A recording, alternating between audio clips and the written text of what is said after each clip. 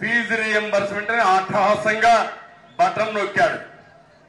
మొన్న ఒక ఆవిడ వచ్చింది, వచ్చి ఏడుస్తూ, అయ్యా మా అమ్మాయిని చదివించలేకపోతున్నాను, నా దగ్గర డబ్బులు లేవు, కాలేజ్ మేనేజ్మెంట్ పిల్లల్ని తీసుకుని వెళ్ళిపోమంటున్నారు, కనీసం మీరు చదివించకపోతే నా అమ్మాయి గతి, లేకపోతే నేను కూడా ఆత్మహత్య తప్ప ఇంకొక మార్గం లేదంటే భయపడద్దమ్మా, ఈ సంవత్సరం నేనే చదివిస్తా, ఆ అమ్మాయిని పూర్తిగా చదివించే బాధ్యత నాదని హామీ ఇచ్చా.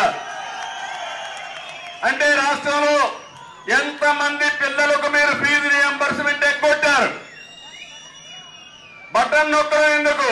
నేనున్నప్పుడు బటన్ నొక్కేది కాదు, నేరుగా ఎవరన్నా చదువుకోవాలంటే చదువుకున్న వాళ్ళకి నేరుగా మీ కాలేజీలో ఫీజు రీఎంబర్స్మెంట్ చేసిన ఘనత తెలుగుదేశం పార్టీది, ప్రభుత్వాలది.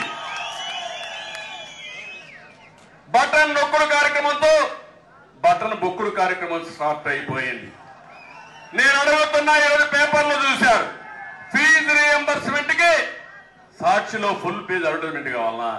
ఎవడబ్బా సొమ్మిది? నీ నాన్న ఉందా? నీ జాగీరా ఇది?